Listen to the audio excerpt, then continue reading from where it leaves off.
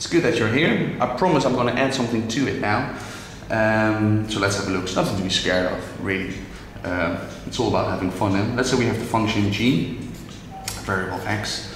What shall we do? 6. Let's put a bracket there. Yeah. Let's say 2x plus 4. I don't know. And then the question is minus 1, 3. Now what does that mean? Let's have a look at it. What does that mean? It means the inverse function of g, and then we have to evaluate it for x equals 3. That's a 3, by the way, if you can't see that. Okay? So we have to find the inverse and then evaluate it for x is 3. Now let's start with finding the inverse. Yeah, we have our personal strategy.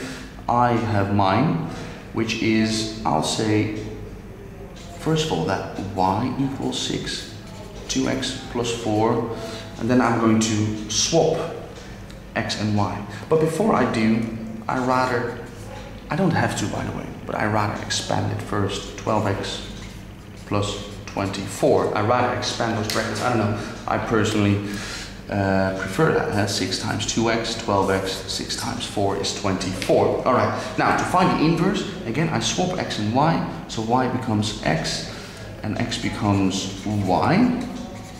Okay. And I'm going to rearrange it now to make y the subject. Yeah, so that is x minus 24. Divide both sides by 12. So y equals x minus 24 over 12. And some of you may write that down as x over 12 minus 2. Because minus 24 divided by 12 is minus 2. Anyway, I don't. That is my inverse function. Let's write that here. X minus 24 over 12. And I have to evaluate it for 3. So rather than x, I put in 3 now. Like we've done before, I've shown you 3 minus 24 over 12. And 3 minus 24, perhaps your calculator can help you, but that is minus 21, you should know that, over 12. That is a top-heavy fraction, an improper fraction. The numerator is larger than the denominator, so you're going to change that into a mixed number.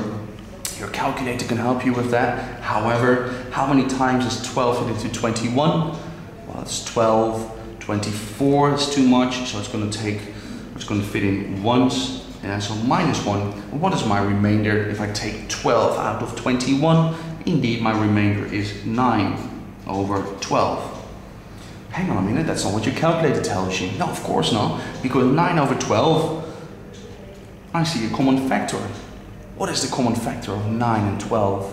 Which one do they share? 3, fantastic.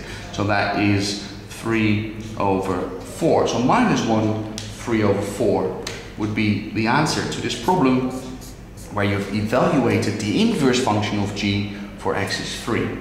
Okay. So let's have a look at another example question in part 4. See you there.